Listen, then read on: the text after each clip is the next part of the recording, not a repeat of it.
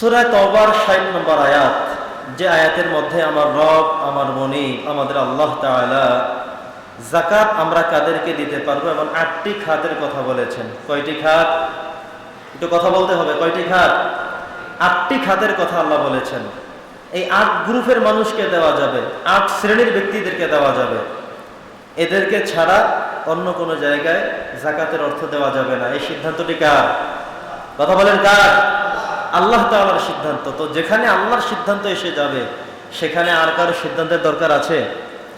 এই ৮টি খাতের মধ্যে আমরা জানবো কোন কোন খাতগুলো এখন অবশিষ্ট আছে, কোনগুলো বাতিল হয়ে গেছে, রহিত হয়ে গেছে, এবং এই খাতগুলোকে অ্যানালাইজ করে আরো কোন কোন খাত নতুন করে বের করা সম্ভব, আনা যায়, এগুলোর আলোকে আমরা সেখান থেকে আজকে জানার চেষ্টা করবো ইনশাআল্লাহ। তো সূরাতুল বাকারা, সূরাতুত তাওবা ৬০ নম্বর আয়াত, আমার আল্লাহ বলেছেন ইন্নামাস সাদাকাতু লিল ফুকারাই ওয়াল মাসাকিনি ওয়াল আমিলিনা আলাইহা ইলা আখিরিল আয়াত। আমার আল্লাহ তাআলা এখানে ৮ শ্রেণীর মানুষের কথা বলেছেন, ৮ কিসমের মানুষের কথা বলেছেন। প্রথম বলেছেন ইন্নামাস সাদাকাতু লিল ফুকারা, ফকিরের কথা বলেছেন। ফকির চিনি আমরা। শরীয়তের ভাষায় ফকির বলা হয় ওই ব্যক্তিকে যার সামান্য সম্পদ রয়েছে, থাকবার মতো একটা ঘর আছে, হয়তো একটা রিক্সা আছে, দিন আনে দিন খায়, এর বেশি কিছু নেই। একটা ভ্যাঙ্গারি আছে, এটা দিয়ে সে রোজগার করে। একটা কুড়াল আছে, এটা দিয়ে তিনি কাজ করে খান।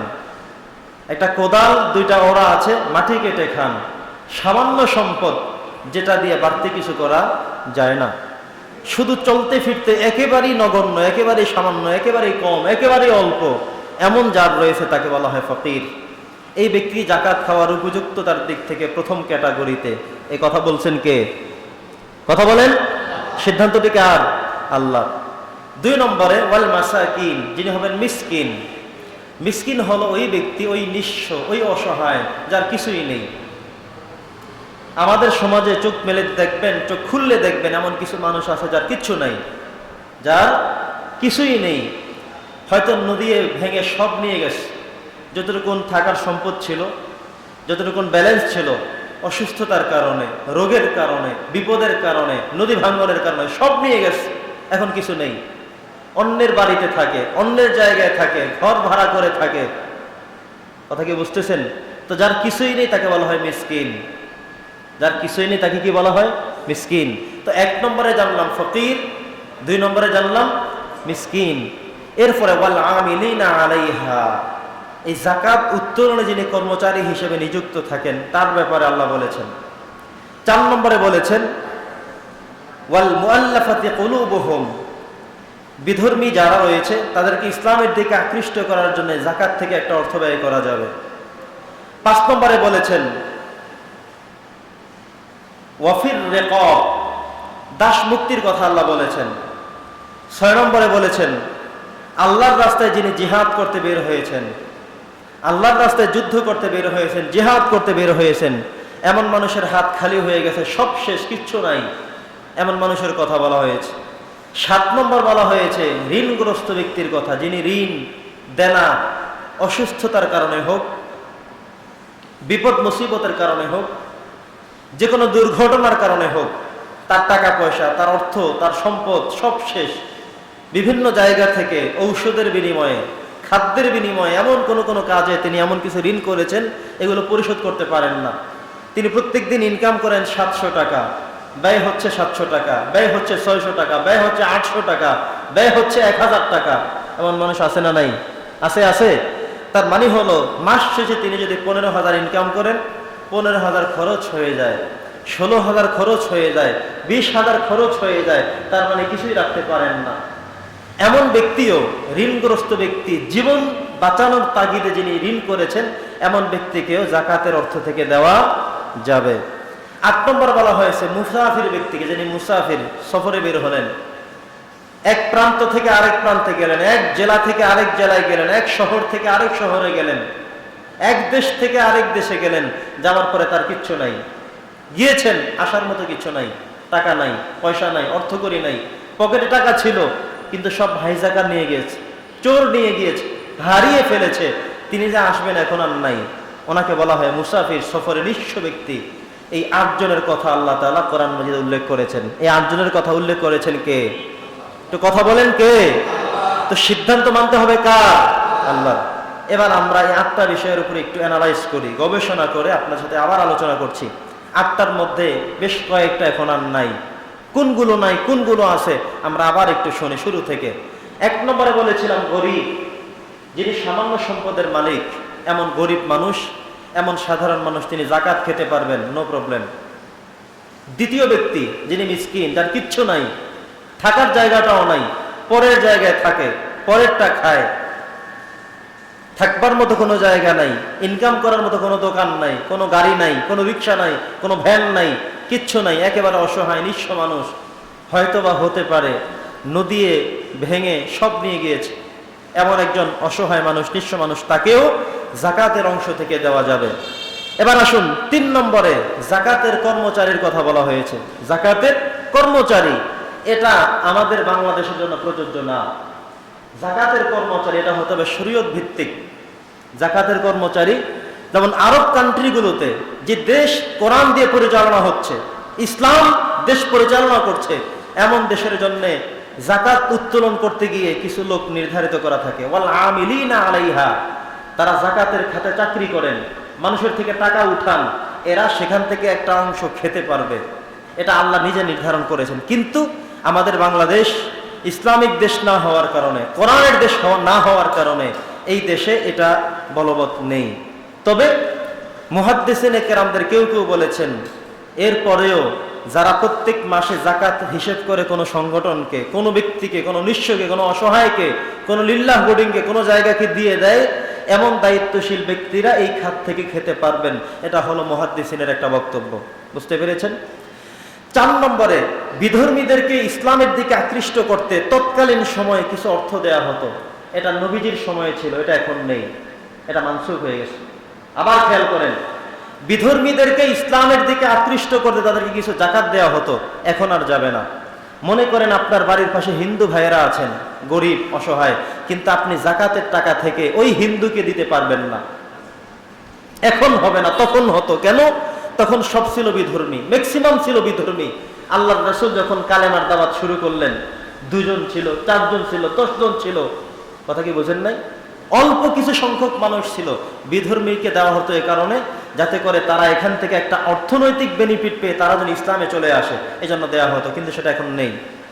আপনি আমি যদি যাকাত দিতে হয়, লক্ষ্য করবেন, আপনি যাকে দিবেন আপনার আত্মীয় স্বজনের মধ্যে কে অসহায় তাকে দিবেন। যাকে দান করবেন নামাজি কিনা, রোজা রেখেছে কিনা, আমল করে কিনা, ধার্মিক কিনা, কথা কি বোঝেন নাই? এই ব্যক্তিকে আপনি বেশি প্রাধান্য দিবেন। কিন্তু এমন হবে না এই সময় এসে আপনি যাকাত দিবেন, সব হিন্দুরে নিয়ে দিয়ে আসলেন, বেনমাজিরে দিয়ে দিলেন, যে জীবনে একটা সেজদা আল্লাহকে দেয় না, তাইলে কিন্তু এই লোকটার বেনিফিট দিয়ে আপনি সওয়াব পাবেন না। হিন্দুকে দিলে পাবেন না, ওনাকে দিলে কম পাবেন। কিন্তু একটা নামাজি মানুষকে দিলে, একটা নামাজি মানুষকে দিলে সে আপনার যাকাতের অর্থ খেয়ে নামাজ পড়বে। একটা জামা কিনে পরিধান করে জুমার নামাজ পড়তে আসবে। একটা লুঙ্গি কিনে দিলে সে পাক পবিত্র লুঙ্গিটা নিয়ে নামাজ পড়ে আপনার জন্য দোয়া করবে। এজন্য ওই কথাটা এখন আর নেই। আবারও বলছি, বিধর্মীদেরকে যাকাতের থেকে এখন আর কোনো অংশ দেওয়া যাবে না। 5 নম্বরে দাস মুক্তি, এটাও এখন আর নেই। নবী করিম সাল্লাল্লাহু আলাইহি সাল্লামের সময় যারা দাস ছিলেন, এখন দাস প্রথা নেই। ওই সময় যারা দাস ছিলেন তাদেরকে মুক্ত করতে, আজাদ করতে যাকাতের একটা অংশ থেকে দিয়ে তাদেরকে মুক্ত করা হতো, আজাদ করা হতো। এখন আর সেটা নেই। এখন কি দাস দাসী আছে? কথা বলেন, আছে? নাই। এখান থেকেও মুহাদ্দিসরা একটা ছোট্ট সূক্ষ্ম বিষয় বের করেছেন,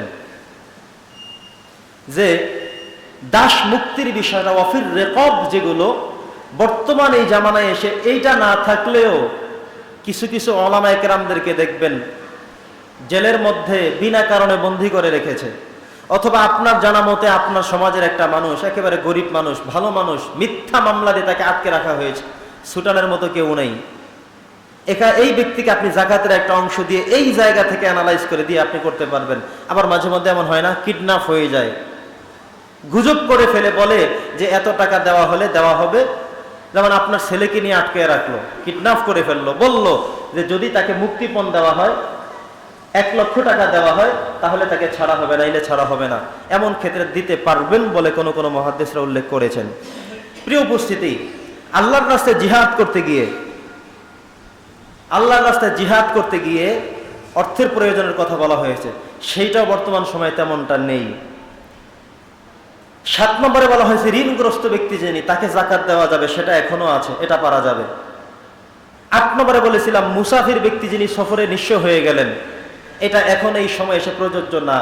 কারণ কি?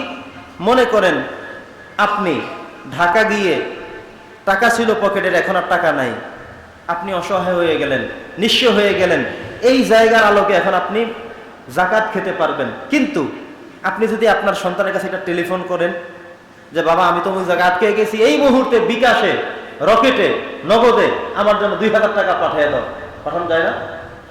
যাবে কিনা? কথা বলে না। সাথে সাথে টাকা পাঠানো যায় না।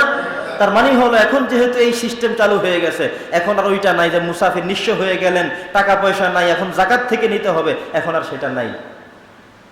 এটা বিকাশ, রকেট, নগদ, এই জাতীয় যেগুলো আছে, আপনি যেখানে থাকেন ওখান থেকে আপনার সন্তানকে, আপনার ভাইকে, আপনার পরিচিত ব্যক্তিকে ফোন করে বলবেন এই মুহূর্তে আমার জন্য টাকা পাঠায় দাও, আমি আটকে গেছি, চোরে সব নিয়ে গেছে, হাইজাকারে নিয়ে গেছে, হারিয়ে ফেলেছি, তখন তারা দিয়ে দিতে পারে। বিদায় এখন এটা আর নেই।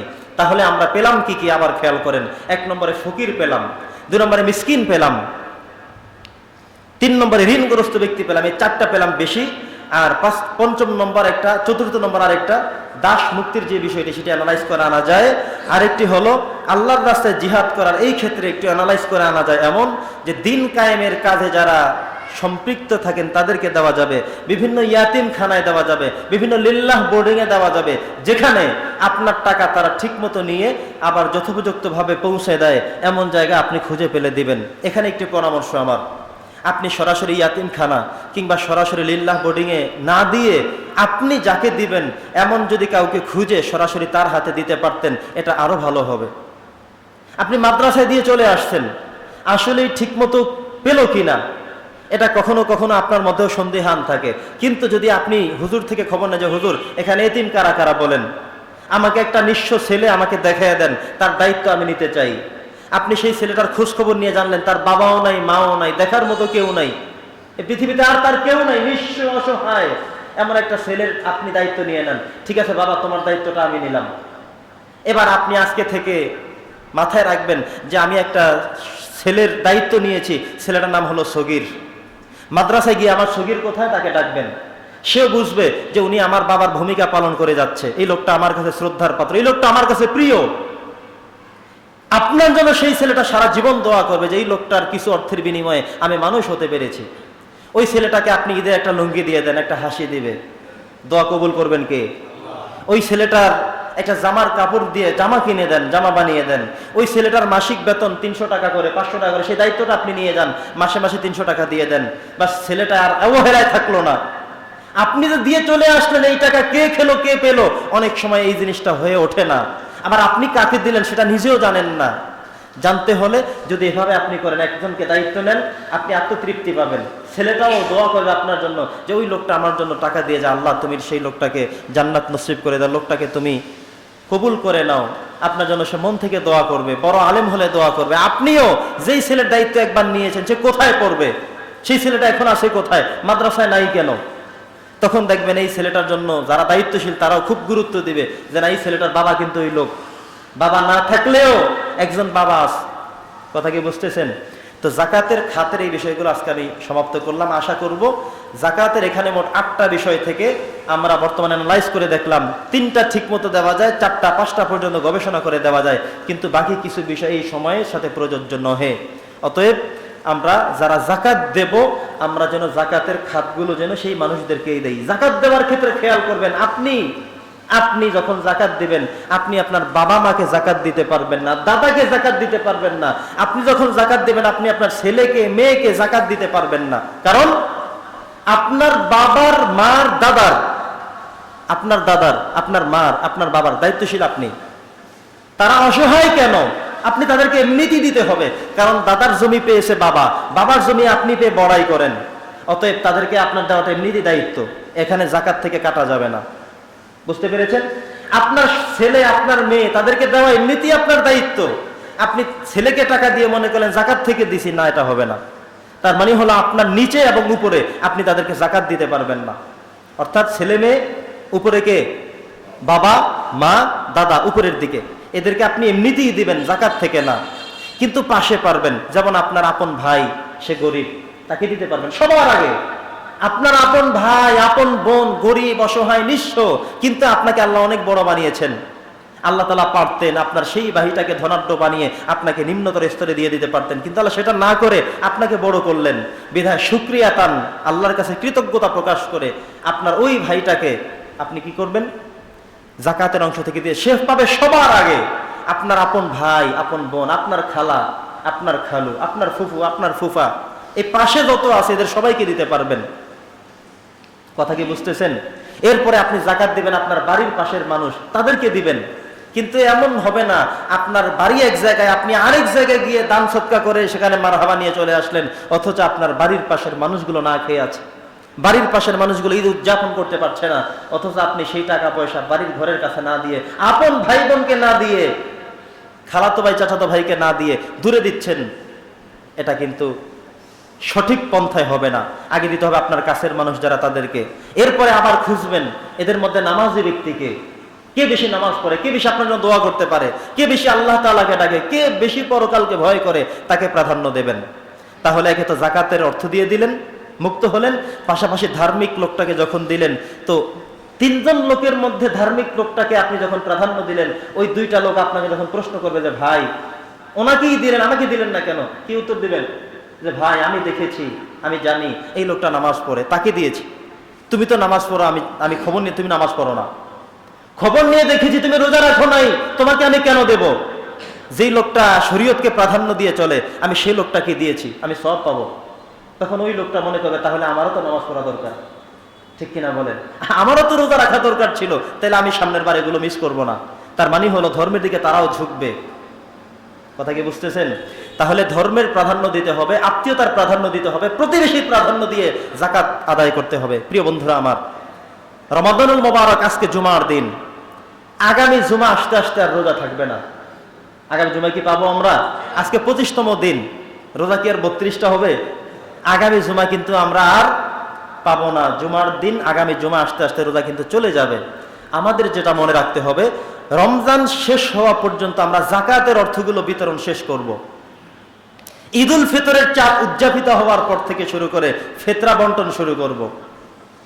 আপনি এখনই আগে ভাগে দিয়ে ফেললেন, কিন্তু দেখবেন ঈদের দিন সকালবেলা কিছু গরিব, কিছু অসহায়, কিছু বিধবা মহিলারা, পুরুষরা, তারা কিন্তু আপনার কাছে দৌড়ে আসবে। আপনি কি বলবেন দিয়ে দিছি দিয়ে দিছি? এটা বলার সুযোগ নাই, এটা বলার সুযোগ নাই। ঈদের চাঁদ উদিত হওয়ার পর থেকে ঈদগাহে নামাজ পড়ার আগ পর্যন্ত এই সময়টা দেওয়া হলো আওলা, উত্তম, বেশি সওয়াব। আর শেষ রমজান পর্যন্ত, চাঁদ উদিত হওয়ার আগ পর্যন্ত আপনি জাকাতের টাকাগুলো দিতে থাকবেন। যাদের জাকাত আছে এখন থেকে দেন, ভেঙে ভেঙে দেন, অল্প অল্প দেন। আপনার আছেই কম, তারপরে অনেক মানুষ, এক্ষেত্রে আপনি মোটামুটি বিবেচনা করে দেন। আবার দেখবেন জাকাতের টাকা দেওয়া শেষ, কিন্তু মানুষ এখনো আসে। কি বলবেন? দিয়ে দিছি চলে যাও? না, পারলে এখনো দেন যে ভাই আমার কিন্তু নির্ধারিত অংশ দেওয়াটা শেষ হয়ে গেছে, এখন আমি আমার থেকেই তোমাকে এটা দিলাম, যা পারছি সেখান থেকে দিলাম, আগে আসো নাই কেন? একটা উত্তর হলো, কিন্তু ফিরানো ঠিক হবে না।